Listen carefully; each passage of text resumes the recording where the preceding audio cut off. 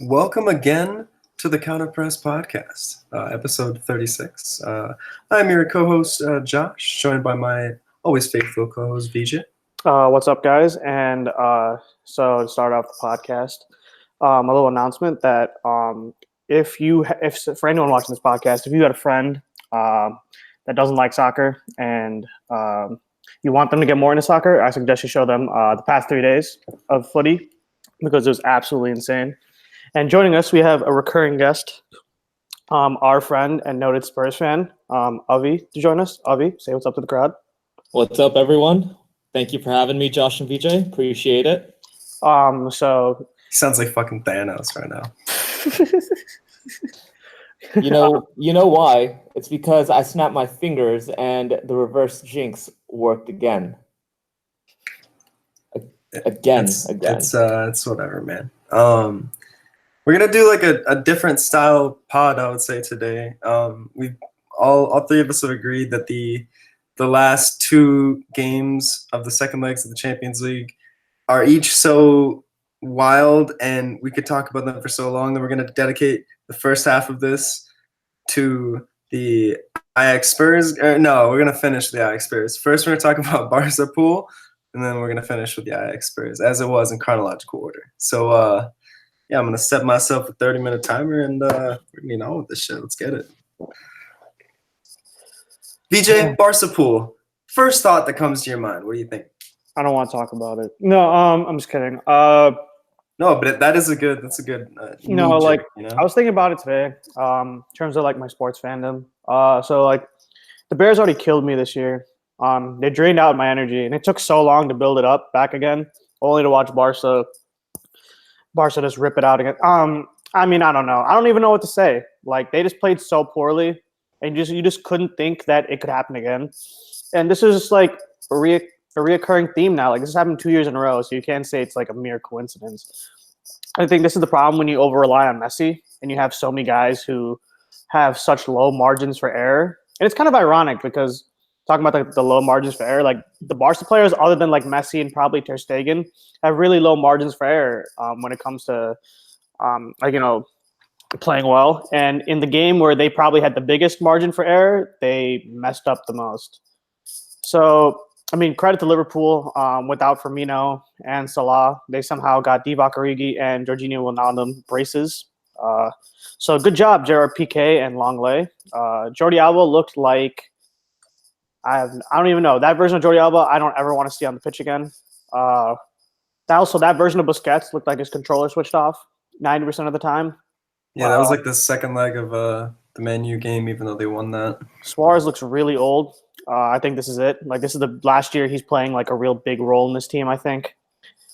Same could probably maybe said for Piqué and maybe Busquets. Certainly Busquets is out of here. Rakitic is getting older. Vidal, 32. Don't know why he started the game, to be honest. Also, this is probably the end of Valverde. Thank God.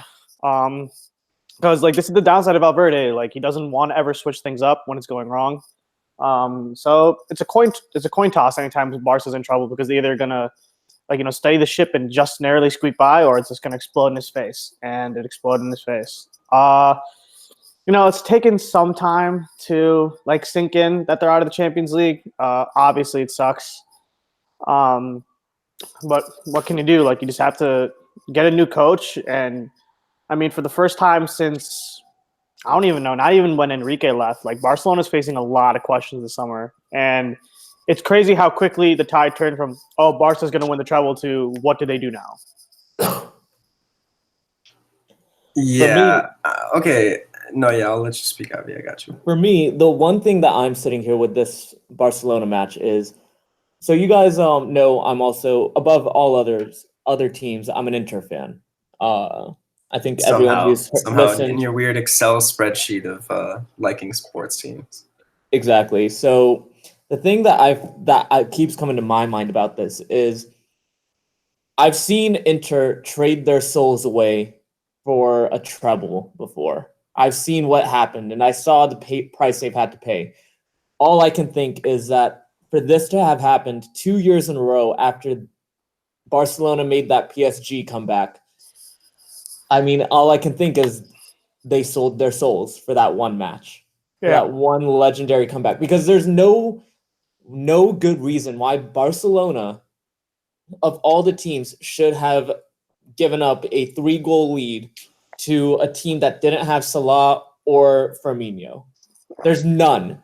It's inexcusable. And the fact that Valverde, I mean, they already have the title locked up. Honestly, as reactionary as it may be, I feel like it should just already be announced he's gone, because it's just it's an embarrassment. It's really just such a bad look. And the talking point heading into this year was, oh, we're not going to let this happen again. Because last year you're like, oh, Valverde is chasing this perfect record in La Liga, which ultimately didn't even work in that end too. So the thing is, last year you can kind of forgive it against Roma because some of those goals against Roma were fluky. Yeah, I would say Roma was a worse team than this Liverpool team, obviously, but like, yeah, I mean, Roma got a couple of fluky goals last year, so it's like, okay, you know what? I can kind of forgive it. The ball just didn't bounce their way. This year, it's just bad. How are you going to be? It's the final 15, 20 minutes of the match. How are you as a defense just going to be asleep when they had already Trent Alexander-Arnold had already lined up to take the corner, but then was seemingly switching off? So what, you're going to just switch off? You never know. It could easily have been a trick play, maybe that by design, or they could have just been like, he just took advantage. But you can't fall asleep, not in that moment, not in that big of a match. And for that to have happened, to me, that falls entirely on the manager not preparing his men properly. Yeah, it's Valverde. The Barcelona will always be set up to not lose under Valverde. That doesn't always mean they're going to be set up to win. That's how I take it away for Barcelona. As you've seen in like these away legs, like this is not like a once in a random occurrence that Barcelona has played poorly in away legs in Champions League ties. Like, let's go back to last year. We can do the 4-0, but like that was Enrique. But last year, Chelsea, it takes one mistake from Fabregas and Messi puts in the net. But honestly, it should have probably been 2-1 Chelsea at the end of the day. And then even against United the round before, exactly. Like it was the Ashley Young mistake that led to the away goal. Otherwise, it was a litany of Ashley Young goals. Even the game against Lyon, right? Like Barca didn't take their chances, right? And the roster that Lyon played was not necessarily like the height of what they could have had, especially in the second leg. They looked very gassed. Yeah, so I mean, this is what happens when you don't take your chances, right? Barcelona had numerous chances to kill off this tie in the first 15 minutes. They didn't do it. This is what they get. This is what they do. I mean, to be honest, they also had a chance to kill it off in the last match. I mean, that Ousmane Dembele just not taking a touch for that last fourth goal, that should have been an assured thing. Yeah, it should have tried to one-time it rather than take a touch, settle on the ball, and put it in the net. To me, that's just like, I feel bad for him because I know, he's an excellent player. He should honestly be starting for Barcelona. I don't know why he doesn't. He's an excellent, excellent player. But he's also a young player, and that's weighing on his mind now because it's like that at the end of the day was the difference. Yeah, it's tough to process. Obviously, you could point to a lot of things. But, I mean, this just – I don't know. Like, I just go back to saying, like, it's just quickly how everything flips, right? Like, now Barca shows, like, the morality of the squad. Like, I think this was, like, the last chance for, like, the last gasp for this squad with Messi. Obviously, Messi and the new generation is going to have another chance, but like this is it. Like I don't think we will see. So are you saying they're cleaning house, bro? I think like the problem is that like I think that Rakitic is like still a very good midfielder. Like obviously he's old, but like he's not even that old, honestly. Like in terms of he's getting to be 30. I think he's like 28 or 29, but he's 31 actually. No. Okay. All right. There we go. Fine. There we go. He's old. So, but still, like Rakitic is still relatively good. Like I think you could send like Busquets to like, like probably Inter or like Milan or somewhere. Honestly, no. Listen. I would 100% take Busquets. He may be older, but his tactical positioning is honestly pretty good if he doesn't have to track like Mbappe. And that's the thing. He would actually fit a big need that Inter have. So I'm 100% on board with Busquets to Inter. But for the record, if people are wondering if I'm mispronouncing his name, I purposely call him Biscuits. It's a long story. Just it's not really that long. I know it's story. Busquets, but it's funny. Biscuits to me. A lot of people do it. I think for Busquets, they'll probably age him out like they did with Xavi, Iniesta, like slowly, and it'll just be this really painful thing. I don't know. PK, same thing. So let me ask you this, VJ. So we're talking about clearing house. And we all know that the old guys got to go. But then, I mean, are we talking about top to bottom, like Coutinho, not Aguero? Okay, no. Number one like, thing for me, you need to get the dummy brick out of that team. Coutinho needs to be off the roster. Dembele is fine to play either wing. Like he's really two-footed. He's very good on the ball. Like he needs some refining. He needs some finishing. But honestly, he's got a great shot. And like given some time, like he could really be very good. I think that you need to get rid of Rakitic either this year or next year. You need to just mostly you need to allow Semedo to play on the right. If you want to play Sergio Roberto, you need to like make him dedicate to playing like a center mid. Otherwise, like you can't do this weird like pseudo right back for half the game and then move him up. Like he doesn't cover the space. The only reason that you're moving him up is because he's not like doing enough defensive work. He's not quick enough to cover that much space. Where Semedo does that, and he can also get forward as well without sacrificing all of the defensive capabilities. Like, it just seems like Valverde, like VJ has always said, Ernesto Valverde doesn't want to change his system. When something's going wrong, he sticks to his guns, and sometimes that's fine or whatever. If you're playing, no offense to Getafe, but no. If you're playing Girona, that's fine. But like when you're in the semifinal of the Champions, you can't continue to do that. Goal after goal after goal. Like it doesn't make any sense. And it was just I think it just highlights how much Barca need to change. Like the whole Barca DNA thing is like very lacking in basically everyone but Messi. The thing is, though, I feel like, Barcelona does have the talent. I mean, it's just, I feel like a lot of it has to fall on the manager. Because, I mean, if you look at that first leg, they were struggling. I mean, they were getting pinned back. And then the moment Semedo and Dembele came on, and who else? There was one more switch. I forget who. But the moment they came on. Oh, sorry. Who was it? It was Arthur. Oh, okay. Arthur. Yeah, the second, he made the changes and took off not Busquets. Sergio Roberto isn't a waste man, but the second the waste man came off, we know who I'm talking about. They looked infinitely better. And so it's to me, yeah, the squad may be aging, and yeah, there's a little bit of issues here and there. But I just feel like the manager can just set them up a little bit better. And I feel like most of it needs to fall on them. That's why I'm a little bit surprised at the idea of kind of Barcelona, the idea of Barcelona cleaning house, because I look at them and I'm just like, they're clearly better than everyone in La Liga. And they clearly still have the talent just on the roster to, make the semifinals and do that well. But their manager has held them back for 2 years in a row. Yeah, and I think this is it, because usually, see, this problem we see a lot of times in sports is when you have an aging roster and you're like, oh, run it back one more time, hoping that you can find that spark of luck. And then you're Bayern. Yeah, I'll have to say it. All of a sudden you're Bayern. That's a good point. Yeah, so I don't want this to where Barcelona has a bunch of aging players on big contracts, and you have no real replacements for them because you spent the entire of last year convincing yourself that these 32-year-old guys are going to somehow find the fountain of youth one last time.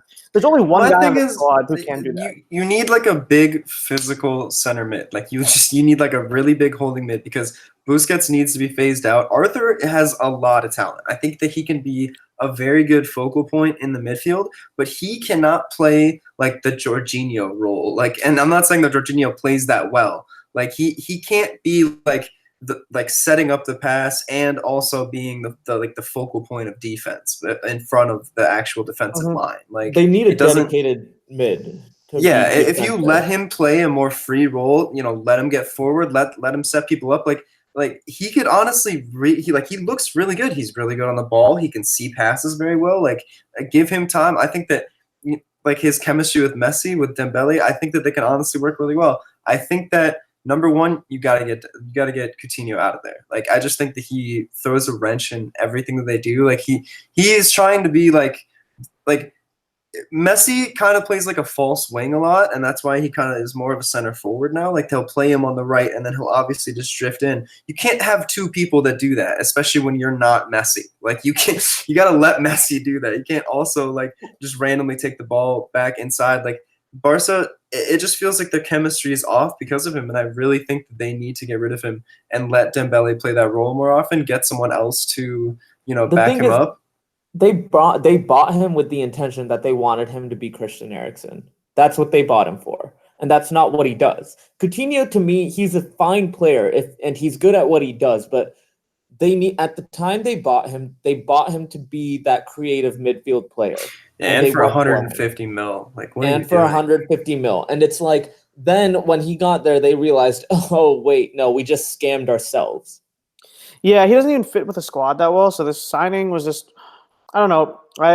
Like Josh said, like they try to make him like actually what both of you guys said, like try to make him like he's a midfielder and they're trying to play him out on the wing. So this really, and plus Coutinho's not really an efficient player. Like the other thing is he is a midfielder, but like Arthur does his job better than Coutinho. And given the system, like I would rather have Arthur playing that role and then have Dembele out on the wing. Like I think that especially now with like how Vijay had said earlier, like there's no reason to continue playing Suarez. You need to get like a younger, stronger center forward in there, and then let Messi interchange with them up front. I just don't see like the goal at the Bernabeu.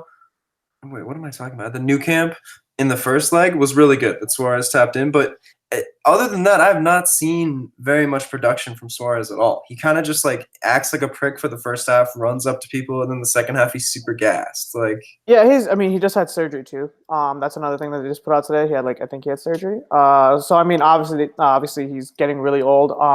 They need to sign a replacement. But the last thing on the Coutinho point to track is that like, look, Barcelona already have one volume shooter, right? When you could say on this team, and it's the best player of all time. So anytime you put another volume shooter next to Messi, it's not going to work out. You need guys who are going to be willing to whose offensive skill set doesn't rely on, he can score a banger from outside, but he's going to take a lot of attempts to do it.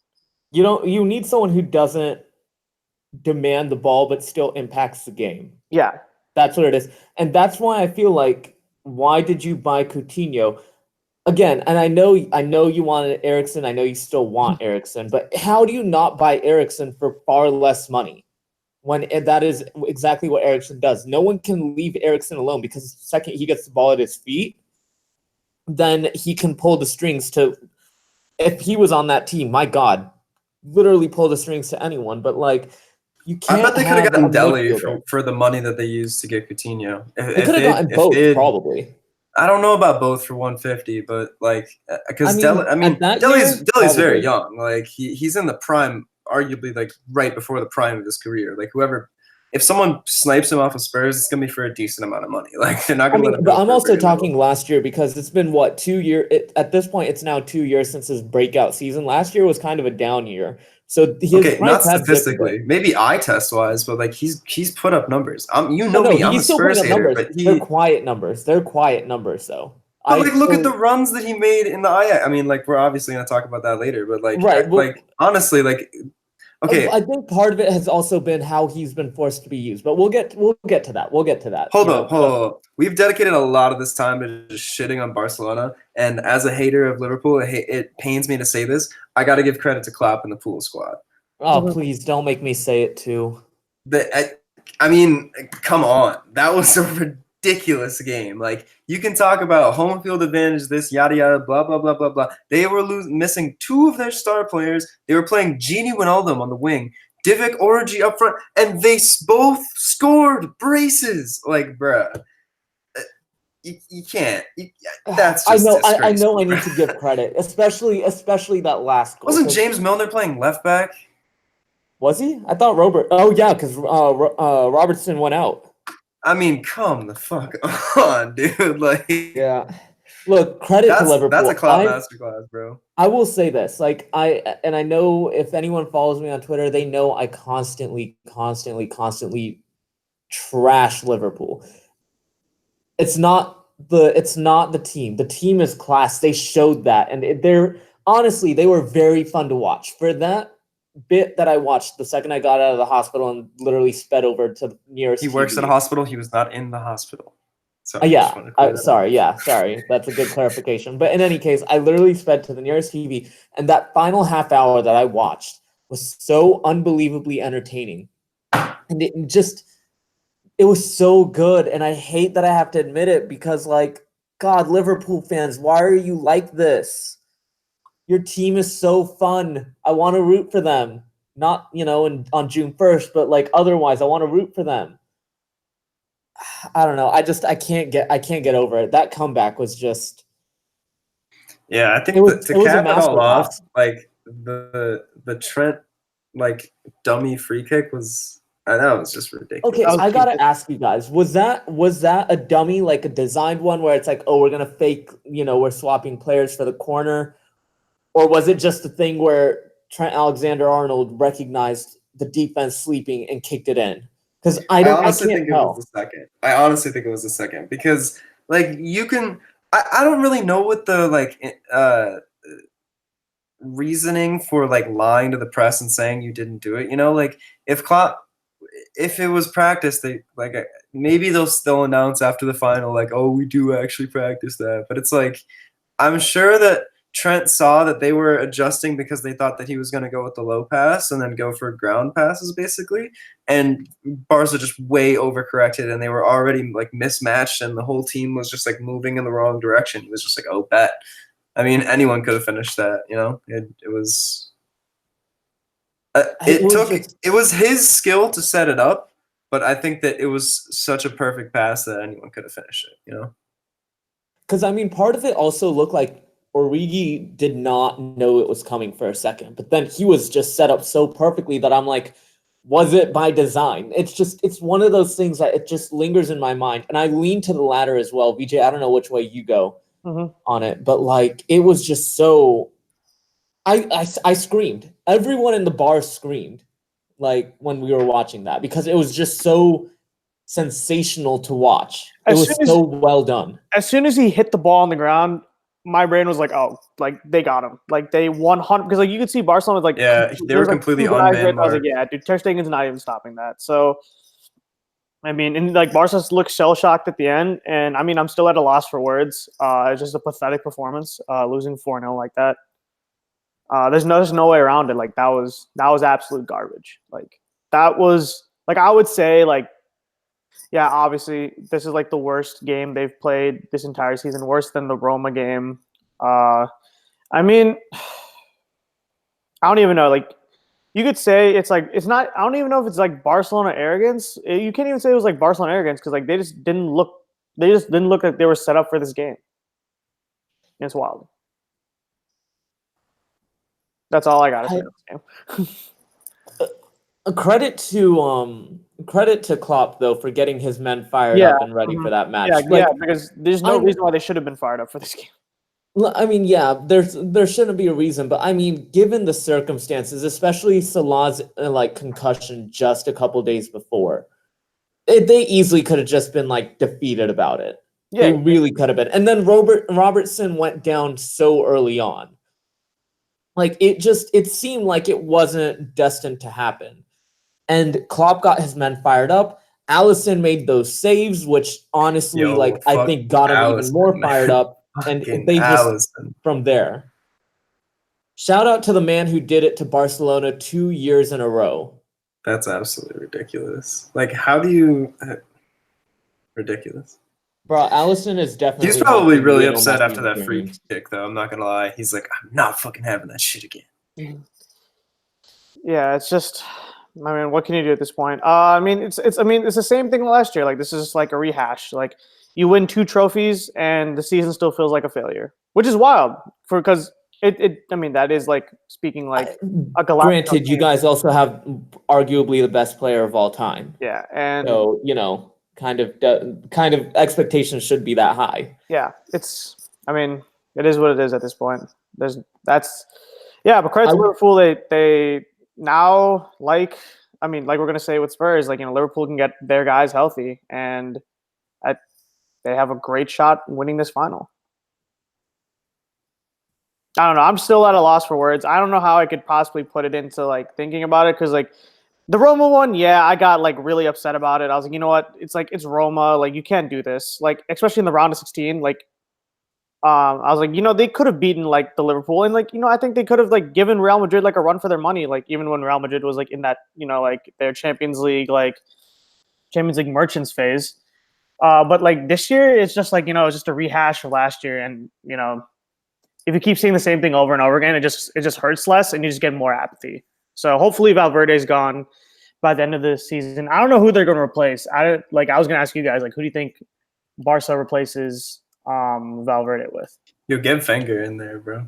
Wenger? Forget Wenger. Get Mourinho in there. No. You guys have been wishing Mourinho on Inter Milan for the past No. It has been move to Milan for the longest, not Inter. It is not. I wish. No, our group chat says otherwise. Our group chat says otherwise. Everyone's been saying Inter, including VJ. VJ was the one who wanted it too. VJ even said it like 2 days ago. Yeah, bring him back to Inter. Why not? I mean, honestly, yeah. Actually, Arsene Wenger could possibly be like an option, like because like who do Barcelona go to now? Like Luis Enrique is obviously not going to take the job again. This is a painful job. Like the Barcelona job. Sometimes maybe good, sometimes maybe shit. Yeah, I mean, Luis Enrique left because he was tired. Valverde left because he just didn't win the Champions League. But I'm gonna ask a question and this is gonna tie into later on discussion as well. But Ajax. I forget his first name, but Ten Hag, their manager. Yeah, Eric Ten Hag. Do you think with the new Barcelona Ajax partnership that was announced like a month and a half, 2 months ago, do you think it's possible after what he did with Ajax that he could be tagged as a managerial candidate for Barcelona? I think he certainly. I'm gonna keep it a billion. Hold up. I'm gonna keep it 1,000,000,000% with you. Besides, if you sans Messi, the Ajax squad is more talented than the Barca squad. Oh, 100%. Yeah, if Ajax made it through, I favored Ajax over any team in the field. That's an interesting take. I mean, then again, that is like the Barcelona thing. Well, we have Messi, so that's like our ultimate. I mean, that's how it was in the first leg, right? Liverpool, Barca. Like Barca had Messi and Liverpool didn't, so that's why Liverpool played the better game, and Barca had Messi, and that was the difference. But here's the thing, like Ajax have a more talented squad, but let's be real. Barcelona are probably gonna get De Ligt as well. Yeah, along as Frankie. They have Messi. They'll probably replace Suarez, or they'll keep him around for a year.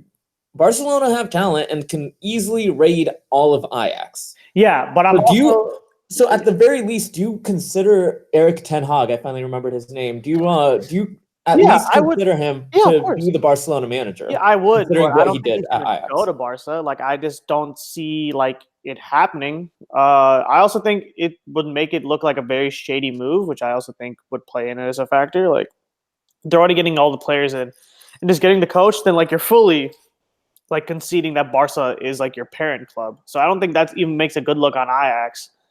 I also think that Ajax, it's one thing to like have like 4 or 5 players that develop and you can sell to a bigger club, but it's quite another thing to reach a semifinal of a Champions League. Like, I mean, that's gotta say something to the board of Ajax. Like, hey, like we're not some little club. Like we're not fucking Burnley. Like we're not Southampton. Like we're a historic club. We've got a lot of talent. This might have been a really good crop of talent, but the thing that matters is our philosophy. And if we can do this, we can like extrapolate it to other things.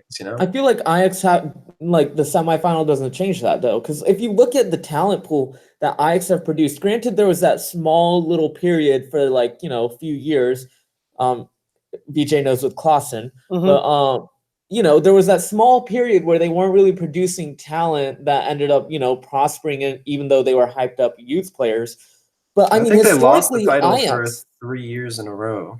Yeah, but I mean, Ajax have produced talent left and right for decades, and I don't think the semifinal really changes that so much, because they still can, if they want to go scout a youth player and be like, listen, we get it. You know, you have other clubs coming for you. Look at all the talent we produce. We promote our guys to our first team. Our guys then go on to Tottenham. They go to Barcelona, Real Madrid, Inter Milan. Don't say that. Don't say the Spurs first. Fucking historic club. Get the fuck out of here. Okay. All right. Well, you know what? We're in Champions League final for the first time ever. I get to say it. What, they do have like 4 Ajax players, so he's not like wrong that like they. No, historically Tottenham raid Ajax. Yeah, historically, it's a thing. But the point is, like, the semifinal doesn't really change much to me in terms of telling youth players like, hey, yeah, come to our academy. But I do think it changes a lot in terms of getting people to maybe just come over to Ajax. Maybe not, the star top of the top players, but getting talented players who maybe want to go play somewhere else for a little while. I firmly disagree. And the reason I do is because 20 years ago, the Ajax team absolutely crushed the Champions League. And one of the reasons that Ajax lost prominence coming into the 2000s is obviously the influx of so much money into the game.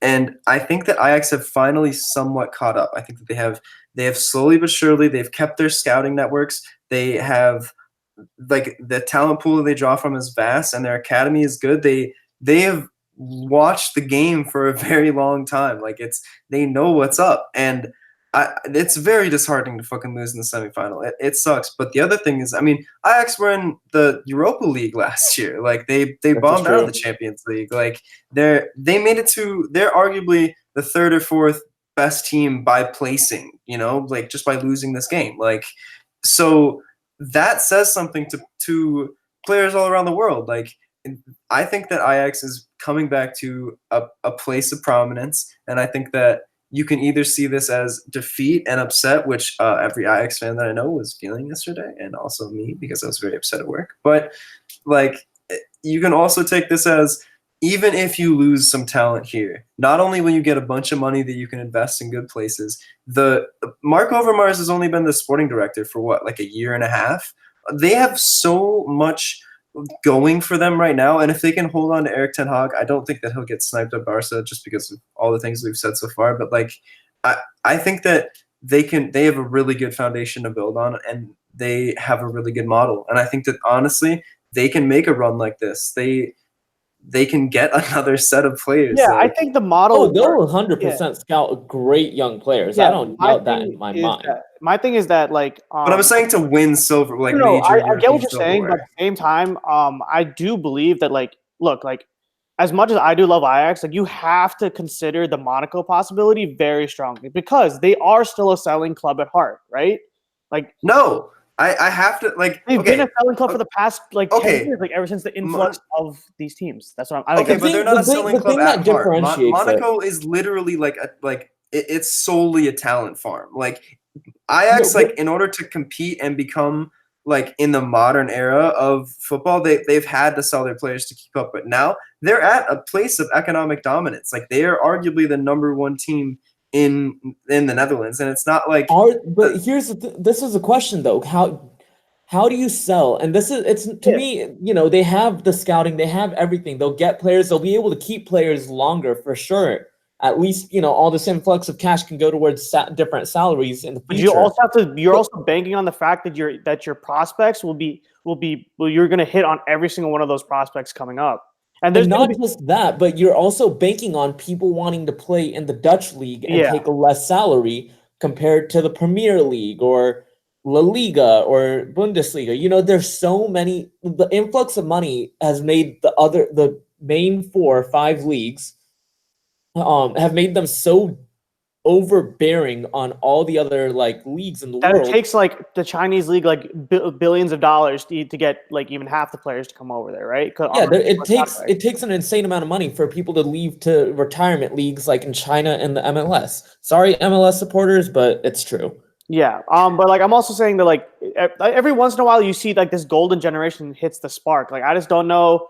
Like, I would love for Ajax to be, like, like this, like, the rise to prominence again. I do think, like, they'll be a good club. Like, I just don't know if we're gonna see, like, an achievement like this from them anytime soon, because, like, it's the same thing. Like, you're banking on a golden generation, like, all peaking at the same time, and you're also relying on these you're relying on having at least one of them be a world-class superstar. My thing I that think that I know you're good. You're good. I was gonna say, I think it won't.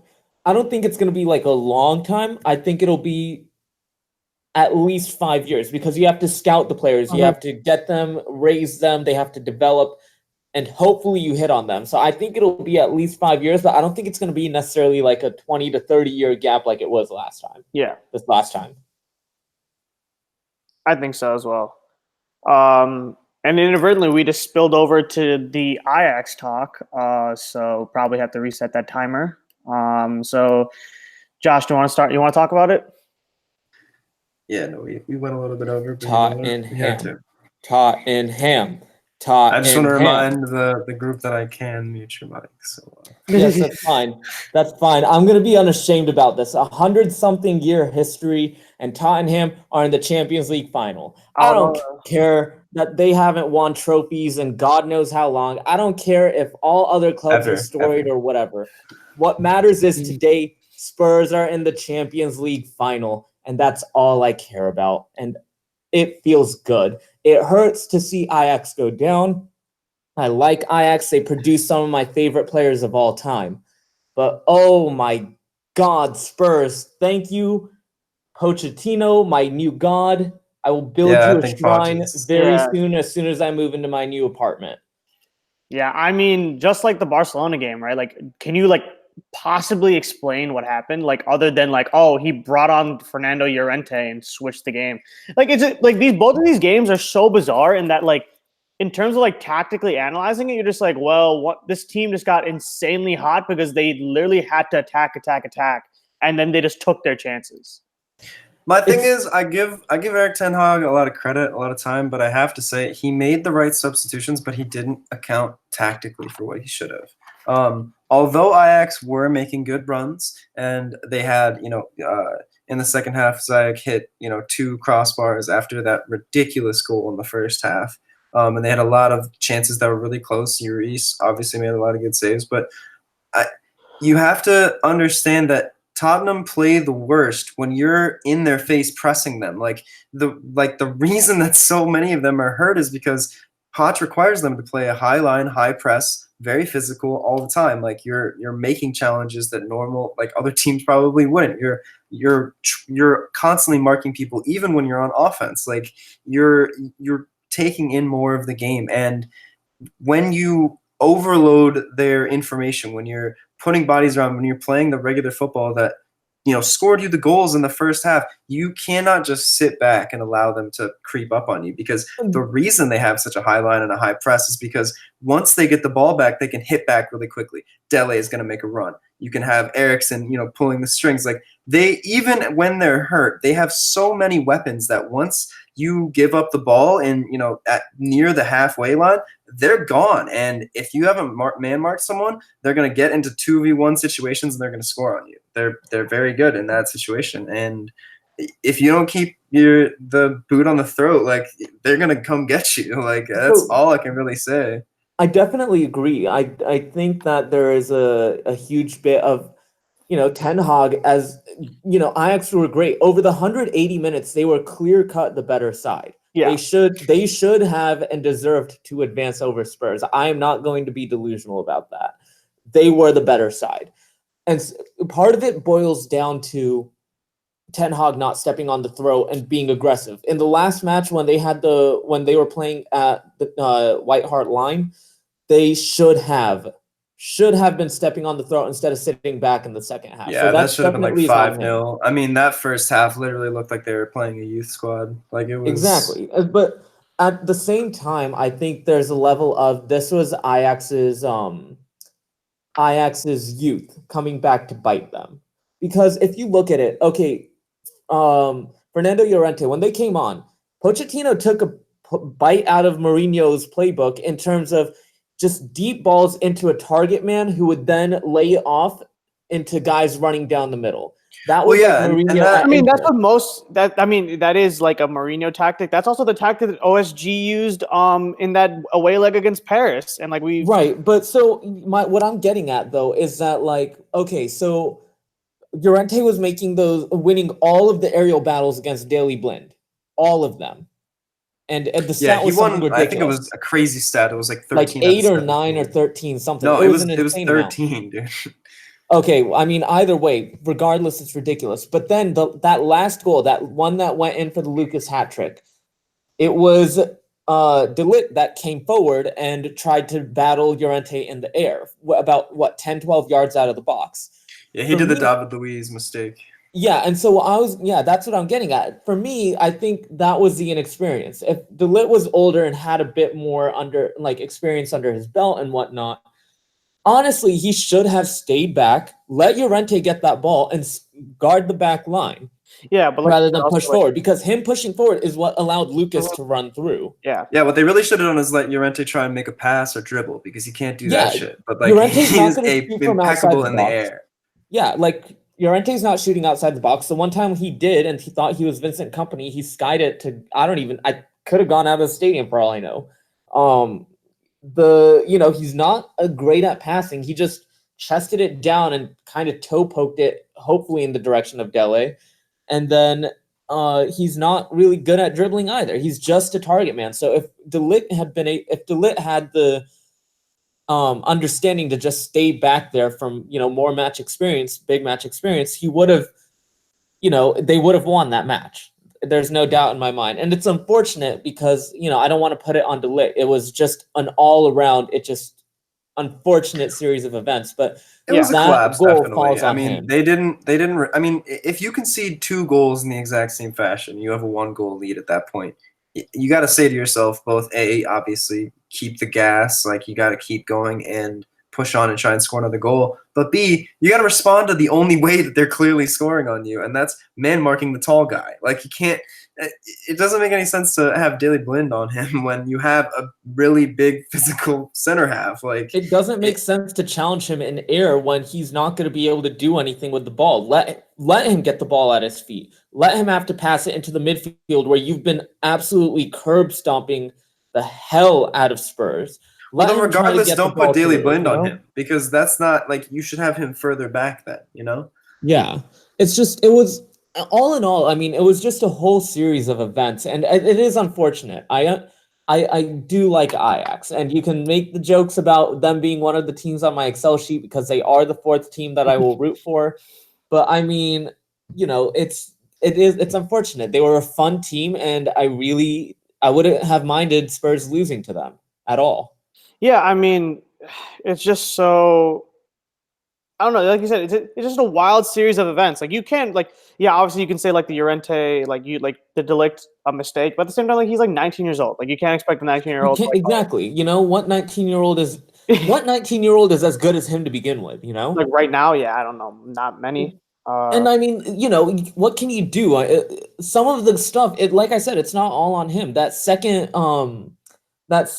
goal from Lucas, I mean, he dribbled by 3 people, nutmegged someone, and then just happened to miss the guy who was on the line blocking the goal. Like, it was such a freak series of events for that second goal to even happen that it's like sometimes it just doesn't go your way. That's how soccer is. Lucas is about to get the most ridiculous FIFA card. That's all I can say. He's gonna, I think. Oh God, I hope not. You're gonna have to bring his finishing above 80 for this one, I suppose.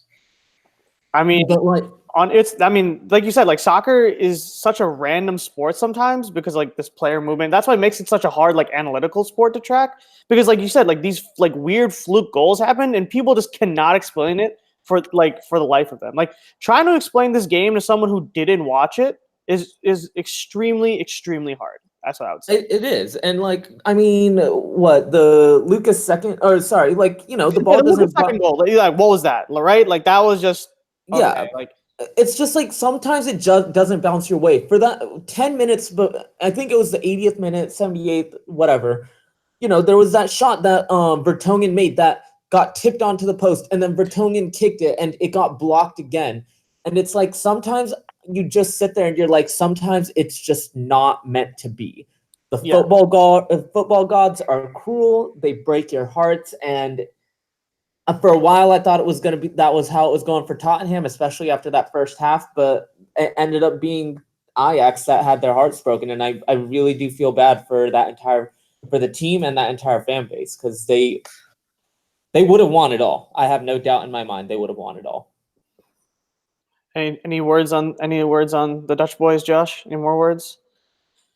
I think as I've said for a long time, Frankie is ridiculous. Like he is easily world class right now. So I don't even know how good he's going to be going forward. That's what I'm thinking. I'm thinking he's already a top 5 midfielder in the world. I can't wait for him in Barca. I don't know where he's going to be. I think that's an overreach, but I also don't think that it's easy to holistically rank the midfielders in the world right now. But I think that he's definitely in the top tier of midfielders or close to it. And I am really excited to see what he's going to do in Barca. Yeah, Frankie kits now. I can't believe we didn't bring that up at all when we were talking about Barca. We're like, damn, they're going to need to rebuild, and he's already going there. Yeah, now we can talk about both matches. I'm excited for De Jong because he's obviously not going to be like a Busquets replacement. Like everyone was like saying, like we expected Arthur not to be an exact Iniesta replacement. Like you're not going to get like the like for like player. And I think also it's a very he's 5'7". So I think it's very troubling. I think this works for basketball too. I saw this take on Twitter. I think it's very troubling anytime you compare a guy to his absolute ceiling. So I'm not going to do that for Frankie. But I do expect him to be like that sort of like calming presence in the midfield because you saw in like the Champions League like numerous times like. Sometimes, like I said in the last pod, like he would have the only option he would have is like making like a long diagonal pass back to the goalie, and he just calmly like turned his back to his opponent, held him off, and made the pass. Like not many young kids like make the types of like moves that decisions, like you said, yeah. It's crazy. He looks like he's 16, but plays like he's 29. Exactly, it's insane. Like For him, I don't even know who I would compare him to. That's the thing. Like he's just such a unique talent because he seemingly can do it all. Yeah, all I know is that I'm going to watch a lot more Dutch games this summer because I have ESPN Plus. So I hope they have replays. So I'll be watching a lot more of that. I really hope. The one thing I will say, because I constantly sing his praises. Mm-hmm. One thing I will say is that I hope that he tones down his insane acrobatic tackles because he's gonna like fuck up his Achilles or something. Like he's literally just gonna get injured so bad if he constantly does that, and I do not want to see that happen. So either he's gotta like take gymnastic courses over the summer, or like, just. I feel like that'll come with age. He'll learn. He's young. He's reckless, and he'll get it all together. He'll realize he needs to get under control. Yo, there was just one minor injury goal. Should do Chelsea it. just like scored, but apparently they ruled it not over the line. They had 2 goals. The 118th minute of the Chelsea Eintracht game. Oh come on, man! I'm 4 minutes behind. Don't ruin this for me. God, I saw the 2 goals. But anyway, you're watching the game while we're recording. I mean, it's on the TV, so. All right, Fair enough. I also wanted to bring up a important news article that was brought onto the timeline and in the Twitter DMs. I think me and Josh talked about this before in another episode. The changes to the Champions League in terms of format, like what would it be? And the New York Times just recently took out an article like today about leaked plans. And apparently it's going to. Most people are saying the new tournaments, which would start in 2024, would allow the top 21 teams in a 32-team Champions League to automatically qualify for the next season events, and it would essentially kill off domestic league play. I'll probably send it in so both of you guys can read it. But what do you guys? I'm reading it right now. Yeah, Josh, do you have the link, or should I send it over to you? No, yeah, I read it earlier. Yeah. So, what are you guys' thoughts on that? That's what I'm trying to say. Well, I think that they said that it's not certain which, there are a bunch of ways to qualify for the Champions League, and so it wasn't extremely laid out, like which teams would basically, like which leagues would no longer be pulling from, because part of them are your lower leagues have to play in playoffs to get into the group stages of the Champions League, even if they finish first, and so it wasn't. They always use really big words and just like ridiculous language to describe which like regional players play first and then like when they go to which teams. And so it's not, they make it intentionally obscure, but I think it's fucked up because like finishing 21st in a tournament doesn't qualify you to go to the next one. Yeah, and that's literally just gonna that's just for like the Milans of the world. Like that's literally it's like, just for mediocre ass teams. No, how is it fair that a club like Milan could qualify just because we're called Milan? Like, who cares? I don't like the 21 thing because also, like, first of all, you're also setting up some of these teams to have garbage expectations, the smaller league teams. Like, yeah, let's say like you have like a Leicester and they like bomb out in the group stage or something, or like they make the round of 16. Great for them. But like some of these clubs, like the Milans, like this should not be their expectations. And I also think like it kind of does kill off like domestic league football because like if they're playing a longer Champions League, like more teams are going to prioritize it. So then more teams, less like if you already have a like greater shot of qualifying for the Champions League through the actual tournament, what are you playing domestic football for, right?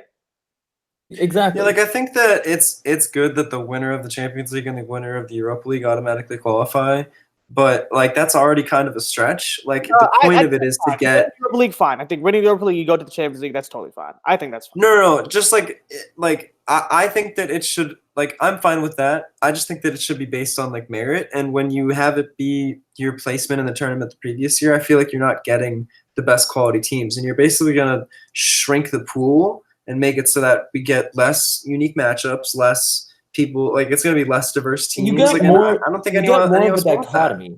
You get more of a dichotomy. I feel like because then it's like you're constantly rewarding these top teams. Yeah, I feel also it's an extra amount of money, and then that's going to have an impact on the league. Yeah, it's also like it's a weird thing. It's like it's rewarding teams for being grandfathered into the Champions League. So it's like, oh, if you were great before, you can stay great. Like, you get what I'm saying? Like, like getting this Champions League money. Like some of these clubs that are in the Champions League this year, like aren't going to be in the Champions League next year. That's the great thing about the Champions League. So, and like if you look at it, like okay, you're rewarding these grandfathered clubs. Okay, let's say there is a Leicester City right now hover near the upper end of the mid-table because they made that miracle run that year, and then they got the money, and then they invested it wisely into honestly what is one of the better and more enjoyable to watch young talent pools in the Premier League.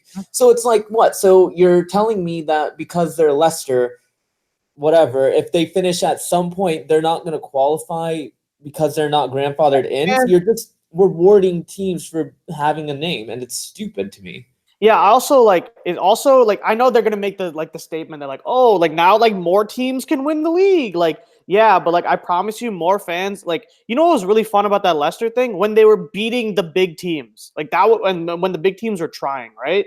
I don't think that's gonna be like necessarily the case when you have like some of these smaller clubs winning. Like, yeah, like maybe like a random like club. It's going to depend. Sorry, my bad. So like if like a random like club that usually finishes like 11th somehow wins the Premier League, great, fantastic, amazing. I'm really happy for you guys. But also I know like the fans will be like, well, like half the teams weren't playing their A squads because they didn't really care about the league anymore. So I don't know. I think domestic league football is still fun because it's still that's what you have the rivalries, you have the drama. Like look at what's going into this weekend with City and Liverpool. I mean, everyone's going to be paying attention. Yeah, and plus the Champions League races, everyone was paying attention last week too. Like in the Champions League races, like this, we wouldn't have been talking about this under the new rules, right? We've been like, who cares, right? Yeah, like, I mean, do any of us think Arsenal deserve, unless they win Europa, do any of us think based off of their league play, Arsenal deserve to be in Champions League? No, the answer is hell no. The team that just lost to Brighton, or tied. Drew. They drew. But the team that was so funny. Dude, my dad points. walked by and he's like, "It's Brighton. There's no way that they're not gonna beat them." And I was like, "Just give it a Glenn Murray pen." And I was like, "Oh boy, do I have a story for you?" Yeah. Yeah, I think it's just look, man. I like domestic league football because it's like a Saturday, it's a weekend. Like this is I mean, not to get like all like romantic. This is what football's all about, man. I mean, that's what it is, right? Like to romanticize it a little bit. Like this is what like the fans love. Like you go on like weekends to like games like games with your family or like your parents and stuff like that, like, and it's like a thing, and it matters because every week is like a do or die depending on where you are. I just think that it kills off that element. Yeah, you invoke more parity, but you're also asking the bigger clubs to not care. Basically, you're asking. Oh my god, like, guys! Chelsea have had 12 shots on target. Sorry. Basically, you're asking like all like I don't know. I don't even know how to like describe. I'm like basically just telling all the clubs like, hey. You get in the Champions League once, there's a good chance you can stay in the Champions League forever, right? So I don't know. I don't know. I don't think it's a great idea at all. So It's just, I don't know.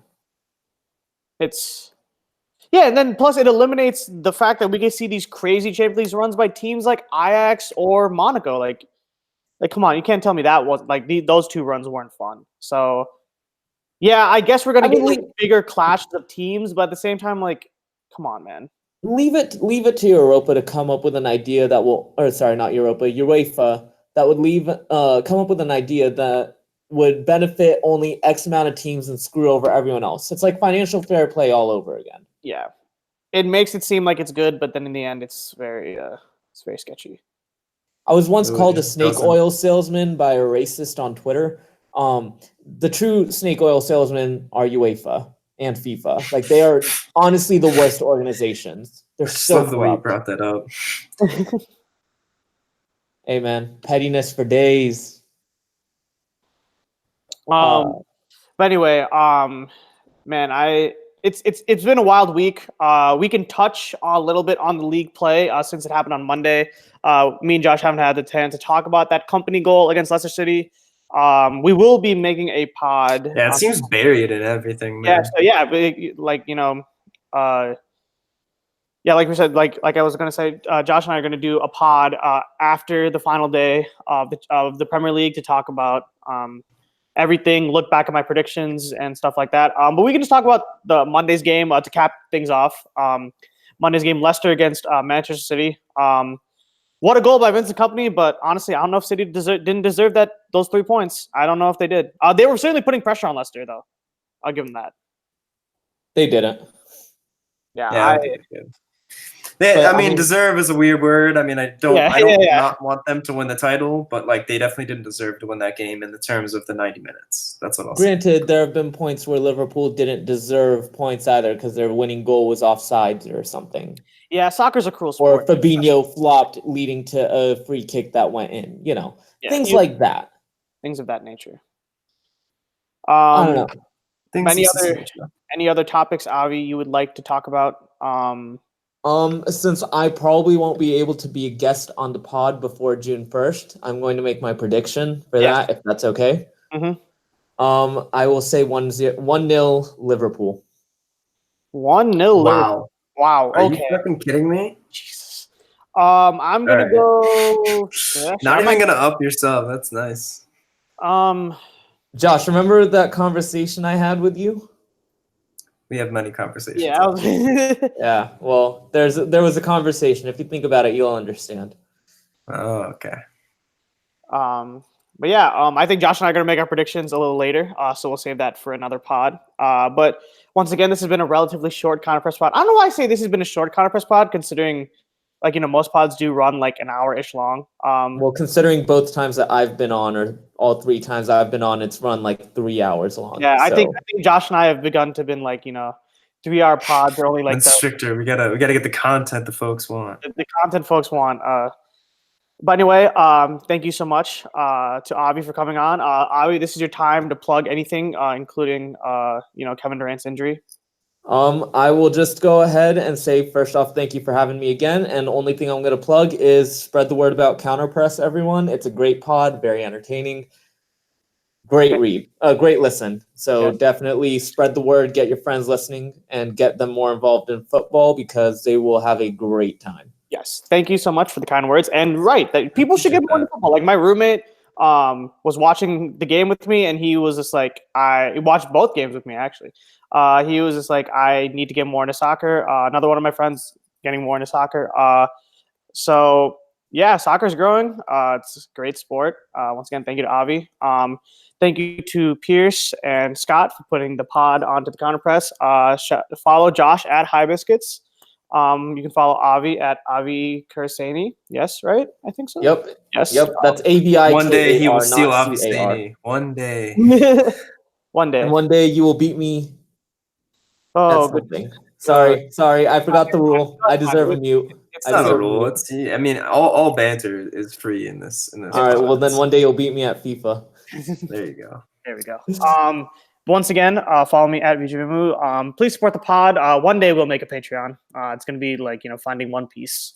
We'll find the Patreon money.